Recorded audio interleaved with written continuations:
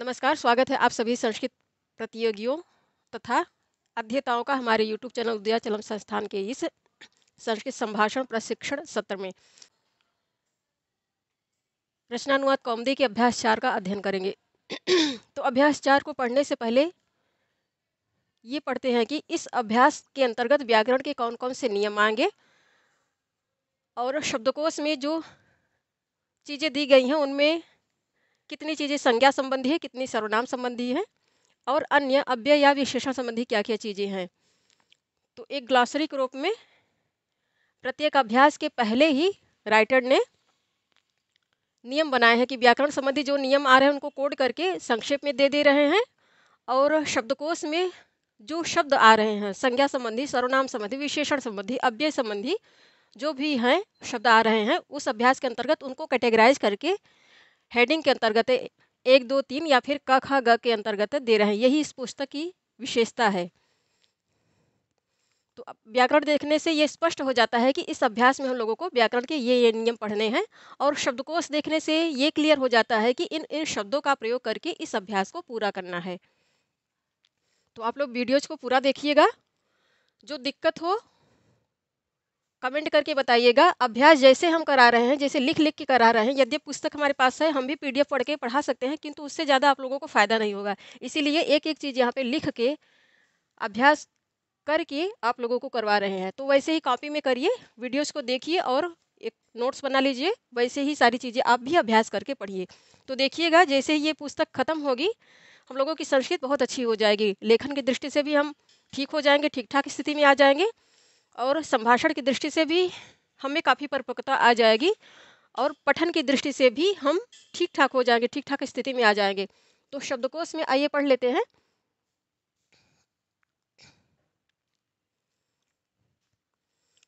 शब्दकोश में हेडिंग ख पहले आ रही है। तो पहले हेडिंग ख में धातुएं दी जा रही हैं। जो जिन धातुओं का प्रयोग इस अभ्यास में होगा वे धातुएं हैं क्री। क्री का अभिप्राय है करना, अस का अभिप्राय है, अस धातु का अभिप्राय है होना, चुर धातु का अभिप्राय है चुराना, चिंत धातु का अभिप्राय है चिंतन करना, कथ धातु का अभिप्राय है कहना और भक्ष धातु खाने के अर्थ में आती है। इसके पश्चात हेडिंग 6 का ग आ रहा है। ग में अव्यय शब्द आ रहे हैं। अव्यय में इस अभ्यास 4 में ये इतने अव्यय आएंगे, इतना अव्यय प्रयोग करना है हम लोगों को। तो इत्थम, इत्थम ये अव्यय है, इसका अभिप्राय है ऐसे, तथा का अभिप्राय है वैसे, यथा का अभिप्राय है जैसे, कथम का अभिप्राय है कैसे, अपि का अभिप्राय है भी, एव का अभिप्राय है ही, च का अभिप्राय है और, किंतु, किंतु के ही अर्थ में आता है, परंतु, परंतु के ही अर्थ में आता है, जैसे हिंदी में प्रयोग करते हैं इनका। अब इसके पश्चात ये ख हो गया, ये ग। अब घ हेडिंग के अंतर्गत संस्कृत गणना का अभ्यास कराया जा रहा है। एक का अभिप्राय है एक, द्वौ का अभिप्राय है दो, त्रयः तीन, चत्वारः चार, पंच पाँच, षट छः, सप्त सात, अष्ट आठ, नव नौ और दश दस। 10 संस्कृत गणना सिखाई जा रही है इस अभ्यास में। और व्याकरण के नियम के अंतर्गत ये पहले ही दे दिए हैं। तो क्री और अस धातु, क्री का अभिप्राय है करना, अस धातु का अभिप्राय है होना। क्री और अस धातु को लट लकार में तीनों वचनों, तीनों पुरुषों में पढ़ाया जाएगा और इस अभ्यास में प्रत्याहार बनाना भी सिखाया जा रहा है। 14 माहेश्वर सूत्र हैं ये, इन्हीं माहेश्वर सूत्र से प्रत्याहार बनाया जाता है।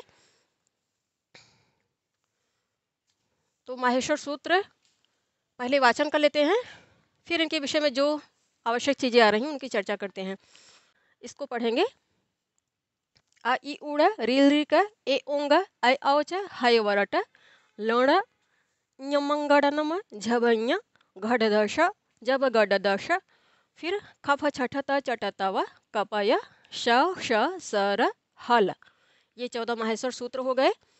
अब इनमें विशेष बातें क्या हैं?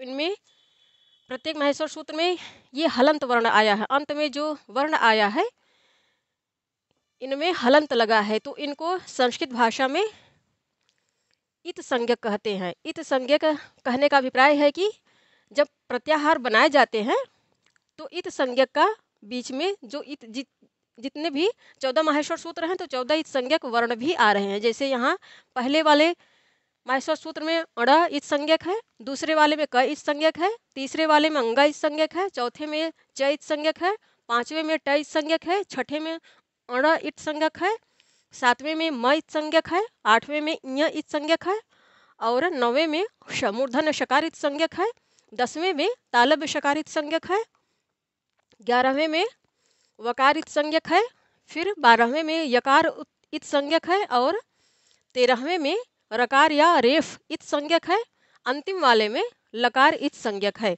तो महेश्वर 14 महेश्वर सूत्रों में जो अंतिम वर्ण है, जिनमें हलंत लगा है, जिनके नीचे हलंत लगा है, ये इत संज्ञक कहे जाते हैं। इत संज्ञक का अभिप्राय है कि आदर्शनम लोपः से पहले इनकी लोप संज्ञा की जाएगी, फिर पहले इनकी लोप संज्ञा की जाएगी, फिर तस्य लोपः सूत्र से इनका लोप कर दिया जाता है। कब? जब प्रत्याहार बनाए जाते हैं। तो इनको ये सारे वर्ण जो 14 महेश्वर सूत्रों के अंत में आ रहे हैं, इनको इत संज्ञक भी कहा जाता है और इन्हें अनुबंध भी कहा जाता है। इनके दो नाम है, एक है इत संज्ञक, इनको इत संज्ञक भी कहा जाता है और अनुबंध भी कहा जाता है। अनुबंध चाहे अनुबंध कहिए तो भी वही बात है, इत संज्ञक कहिए तो भी वही बात है। तो इत संज्ञक या अनुबंध कहने का अभिप्राय ये है कि इनका जब प्रत्याहार बनाया जाएगा तो इनका लोप कर दिया जाएगा। लोप कैसे? तो लोप आदर्शनम लोपः से पहले इनकी लोप संज्ञा की जाती, फिर तस्य लोपः से इनका लोप कर दिया जाता है। लोप का अभिप्राय है नाश होना नहीं, ये लुप्त हो जाते हैं, प्रकृति में रहते हैं, इनका नाश नहीं होता है, ये रहते हैं, जब आवश्यकता होती है तभी प्रकट हो जाते हैं। तो इस प्रकार ये हो गए अंतिम में।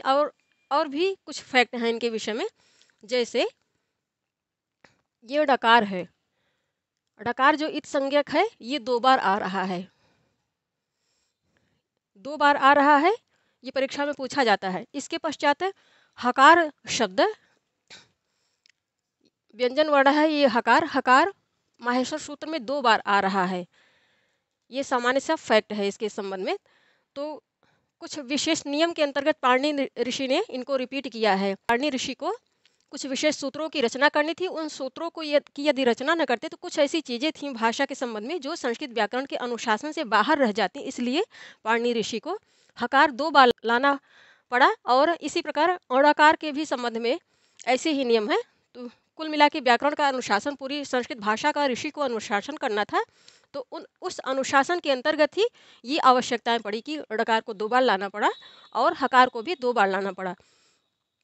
अब इनके संबंध में और विशेष क्या बात है, तो ये जो महेश्वर सूत्र है 14, इन महेश्वर सूत्रों में पहले क्या है, पहले सारे स्वर वर्ण आए हैं। देखिए यहाँ से लेकर यहाँ तक ये सारे स्वर वर्ण आ गए हैं। अब यहाँ से इस आकार को मिला के, इस चकार को मिला के बना दीजिए अच, ये आकार लिया और ये चकार लिया, ये बन गया प्रत्याहार। तो प्रत्याहार जो संज्ञा करता है वो उस सूत्र का नाम है आदिरंत्यन संहिता। तो आदिरंत्यन संहिता ये सूत्र कहता है कि अंत्य इत संज्ञक वर्ण से उच्चरित आदि वर्ण अर्थात ये जैसे ये आदि में है या प्रारंभ में है, तो ये सूत्र यही कहता है कि अंत्य इत संज्ञक वर्ण से उच्चरित आदि वर्ण मध्य वर्ण अर्थात इसमें जो बीच में ये इकार आ रहा है, उकार आ रहा है, यहाँ भी इकार आ रहा है, लकार आ रहा है, यहाँ एकार उकार, यहाँ अकार औकार, ये बीच में कहे जाएंगे, क्योंकि इस अच को यहाँ से और यहाँ तक मिला के ले रहे हैं। तो जो आदिरंत्यन संहिता सूत्र कहता है कि अंत्य इत संज्ञक वर्ण, ये सारे जो अंत्य है, तो अंत्य इत संज्ञक वर्ण से उच्चरित आदि वर्ण ये हो गया। अब मध्य वर्ण ये सब हो गया, आदि वर्ण मध्य वर्ण और अपनी भी संज्ञा का बोधक होता है। तो प्रत्याहार संज्ञा करने वाला सूत्र है आदिरंत्यन संहिता। वह सूत्र यही नियम बनाता है कि अच कह दिया, कोई भी सूत्र बना दिया तो अच कहने का अभिप्राय है कि यह आकार अपना भी बोध कराएगा। अब इस प्रत्याहार के अंतर्गत इस बीच में जितने भी वर्ण आ रहे हैं, जैसे ई है, ऊ है, तो ये सब बीच में है, तो ये आकार अपना भी बोध कराएगा, इन बीच के वर्णों का भी बोध कराएगा। किसके साथ? इस चकार अंत्य संज्ञक इस चकार के साथ मिलकर। तो यही इस सूत्र का अभिप्राय है। तो ऐसे ही प्रत्याहार बनाए जाते हैं। जहाँ भी आपको आवश्यकता हो किसी कोई प्रत्याहार बनाने की, तो वहाँ उस पहले वर्ण को ले लीजिए और फिर अंत में जाके जहाँ से उस शब्द का अंत हो रहा है उस सूत्र के अंत में जाइए, देखिए कोई जो वर्ण इत संज्ञक है उसको ले लीजिए, इस प्रकार बन जाता है प्रत्याहार। तो प्रत्याहार बनाना बेहद ही आसान है, जैसे हमने यहाँ अच बनाया। अब इसी प्रकार आप, ये तो हो गया कि यहाँ से लिया और यहाँ बना दिया, अच बना दिया। अब इसी प्रकार आप इड़ को भी बना सकते हैं, जैसे ई, इस इकार को ले लिया और इस ऋकार को ले लिया, तो बन गया प्रत्याहार इड़। अब इस इड प्रत्याहार के अंतर्गत ये आकार हट गया, आकार इसमें नहीं गिना जाएगा। ये इकार स्वयं को गिनाएगा और बीच वाले उकार को गिनाएगा। तो कुल मिला के इस इड प्रत्याहार में इकार और ह्रस्व इकार और ह्रस्व उकार की गणना होगी। जब इन पे प्रक्रिया होगी तो ये जो डकार है इसकी दर्शन लोपा से लोप संज्ञा हो जाएगी, तस्य लोपा से ये लुप्त हो जाएगा। बचेगा केवल ह्रस्व इकार ह्रस्व उकार बचेगा। तो यही प्रक्रिया है माहेश्वर सूत्र बनाने के। ऐसे ही कितने प्रत्याहार आप बना सकते हैं। अब इस माहेश्वर सूत्र में जो वर्णों का स्ट्रक्चर है वो इस प्रकार है। तो पहले इसमें स्वर आ रहे हैं, माहेश्वर सूत्र में पहले स्वर आ रहे हैं, उसके पश्चात अंतस्थ वर्ण आ रहे हैं। अंतस्थ वर्ण किनको कहते हैं? जो आधे स्वर का भी काम करते हैं, आधे व्यंजन का भी काम करते हैं, इसीलिए उनको अर्धस्वर कहा जाता है। तो अंतस्थ कहाँ पे हैं? ये हैं। अब फिर इसके पश्चात तीसरे नंबर पे है वर्गों के पंचम। तो पहले स्वर आ रहे हैं, उसके पश्चात अंतस्थ आ रहा है, फिर वर्गों के पांचवें वर्ण आ रहे हैं। देखिए यहाँ पे अंग ञ नमा आ रहा है। पहले वर्गों के पांचवें वर्ण आ रहे हैं। वर्गों के पांचवें वर्ण कौन है? तो क च ट त प, ये 5 वर्ग हैं संस्कृत वर्णमाला में। क च ट त और प, ये वर्ग कहे जाते हैं। इनकी कुल संख्या कितनी है? 25 है। इन पांचों वर्ग में 25 वर्ण आते हैं, 25 व्यंजन वर्ण आते हैं। तो इन्हीं वर्गों के पहले पांचवें वर्ण आ रहे हैं, फिर चौथे वर्ण आ रहे हैं, फिर तीसरे वर्ण आ रहे हैं और फिर प्रथम वर्ण आ रहे हैं।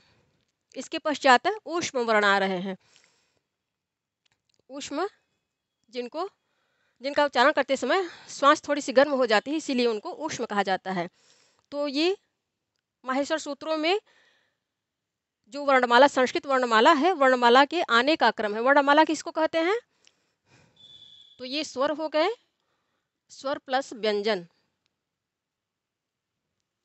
स्वर और व्यंजन दोनों को मिला दिया तो यही बन जाती है वर्णमाला।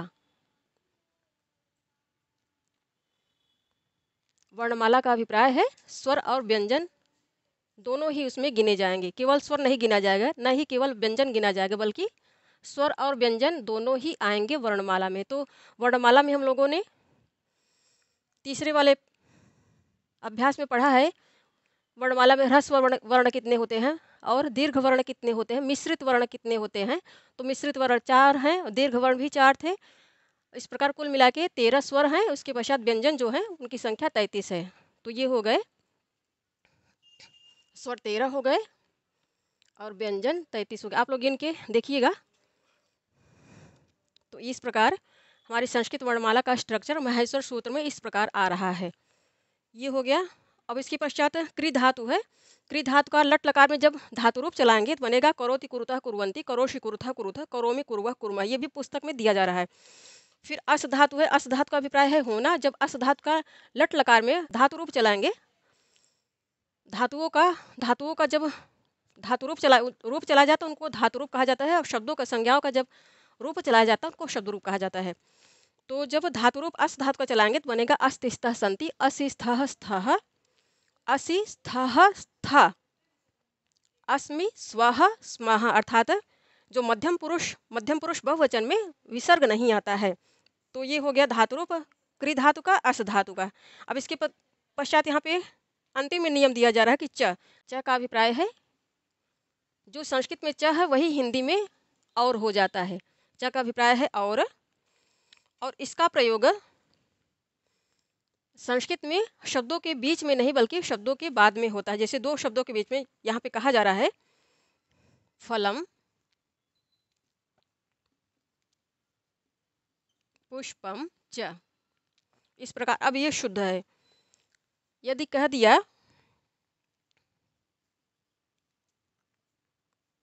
फलम च पुष्पम तो ये अशुद्ध है, ये वाक्य अशुद्ध है। तो च का सदैव संस्कृत में प्रायः दो वाक्यों को जोड़ने के लिए जो आता है, समुच्चय करने के लिए उनको आता है, और दो वाक्यों के पश्चात ही प्रयोग होता है। जैसे दो वाक्य हैं, दो शब्द हैं, कोई भी हो सकते हैं, तो ये अंत में ही आएगा। दो वाक्यों को जोड़ने के अर्थ में आता है किंतु अंत में प्रयोग होता है, दोनों वाक्यों के पश्चात आएगा, दोनों वाक्यों या दोनों शब्दों के पश्चात आता है। तो कुल मिला के ये दो शब्दों के अंत में आता है और दो शब्दों को जोड़ने, दो शब्दों या दो वाक्यों को जोड़ने का कार्य करता है। अब इसके पश्चात अभ्यास प्रारंभ हो रहा है। तो ये हो गया व्याकरण संबंधी नियम जो अभ्यास 4 में आ रहे थे। अब उदाहरण वाक्य पढ़ लेते हैं हेडिंग 1 के अंतर्गत।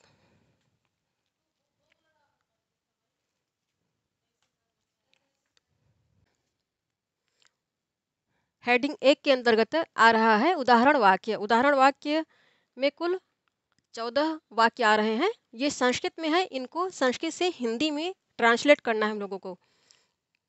तो पहला वाक्य है एकः मनुष्यः अस्ति। इसका अभिप्राय है कि एक मनुष्य है। अस्ति क्या है? अस्ति ये अस धातु है, अस धातु है और प्रथम पुरुष एक वचन में आ रही है। क्यों? क्योंकि कर्ता जो है वो भी प्रथम पुरुष एक वचन में है। और एकः ये क्या है? ये मनुष्य की विशेषता, इसकी संख्या को बता रहा है और इसके वैशिष्ट्य, इसकी विशेषता या वैशिष्ट्य को भी बता रहा है, इसीलिए ये विशेषण है यहाँ। तो एकः मनुष्यः अस्ति, इसका अभिप्राय है एक मनुष्य है। दो बालकौ स्तः, कर्ता दो वचन में है, इसलिए कर्ता दो वचन में है, अन्य पुरुष में, इसलिए क्रिया भी दो वचन में अन्य पुरुष में आ रही है। दो बालकौ स्तः, दो बच्चे हैं। त्रयः नृपाः सन्ति, तीन राजा हैं। तो ये कर्ता अन्य पुरुष में है और बहुवचन में, इसलिए क्रिया भी अन्य पुरुष की और बहुवचन में ही आ रही है। यहाँ से लेंगे चत्वारः ग्रामाः, 4 गांव। पंच पुष्पाणि, 5 फूल। षट फलानि, 6 फल। सप्त पुस्तकानि, 7 पुस्तकें। अष्ट बालाः, 8 बच्चियाँ लड़कियाँ। ते नवः क्रीडाः कुर्वन्ति। तो इसका अभिप्राय है कि वे 9 क्रीडा करते हैं या खेलते, वे 9 खेलते हैं। तत्र 10 एव नराः सन्ति। तो इसका अभिप्राय है कि वहाँ पर 10 ही मनुष्य। वयं कथां क्रीडां च कुर्मः। हम कथा और हम कहानी और क्रीडा कर रहे हैं। हम कहानी भी सुन रहे हैं और खेल भी रहे हैं, इसका अभिप्राय निकलेगा। हम कथा और क्रीडा कर रहे हैं या फिर हम कहानी और खेल कर रहे हैं। स 10 फलानि चोरयति, वह 10 फलों को चुराता है। तो स क्या है? ये वाक्य में कर्ता बन रहा है, प्रथमा एक वचन में है, इसलिए क्रिया भी इसी के अनुसार प्रथम पुरुष एक वचन में आ रही है। और कर्म क्या बन रहा है? फल की विशेषता या फल की संख्या बता रहा है 10, ये विशेषण। और फलान क्या है? द्वितीय बहुवचन में आ रहा है। कर्म बन रहा है, द्वितीय बहुवचन में आ रहा है। वह 10 फलों को चुराता है। स ईश्वरम चिंतयेत, वह ईश्वर का चिंतन करता हुआ या फिर ईश्वर को याद करता है। तो यहाँ कर्ता, ये कर्ता हो गया, स कर्ता हो गया, प्रथमा एक वचन में है, अन्य पुरुष में, इसलिए क्रिया भी एक वचन में और अन्य पुरुष में ही आ रही है। तो ये कर्ता हो गया, ये क्रिया हो गई, ये कर्म हो गया। अर्थात द्वितीय एक वचन में बन रहा है, करता है। अत्र पुस्तकम फलम च स्तः, यहाँ पर अत्र ये स्थान का द्योतक है अव्यय। तो यहाँ पर फल और पुस्तक हैं, फल और पुस्तक हैं। फल क्या है? ये प्रथमा नपुंसक लिंग है, प्रथमा एक वचन में बन रहा है। फल भी नपुंसक लिंग पे प्रथमा एक वचन बन रहा है। दोनों को जोड़ने के लिए समुच्चयवाची च आ रहा है। तो इसका अभिप्राय है कि यहाँ पर फल और पुस्तक हैं। अब ये दो संख्या में, इसलिए क्रिया ये कर्ता बन रहे हैं वाक्य में, और ये 2 की संख्या में है। इनको समुचित करने, इनको जोड़ने के लिए चकार आ रहा है। ये 2 की संख्या में, इसलिए क्रिया भी, और अन्य पुरुष में है, 2 में है, 2 संख्या में है, अन्य पुरुष में है, इसलिए क्रिया भी इनके साथ जो आ रही है वो अन्य पुरुष में आ रही है और 2 वचन में आ रही है। तो ये हो गया उदाहरण वाक्य। अब इसके पश्चात अभ्यास 4 के अंतर्गत दूसरी हेडिंग है संस्कृत बनाओ। तो संस्कृत बनाओ, इस हेडिंग के अंतर्गत 3 सब हेडिंग या उप हेडिंग भी आ रही हैं। तो इसको नेक्स्ट फाइल में पढ़ते हैं। बने रहिए हमारे साथ। धन्यवाद आप सभी का।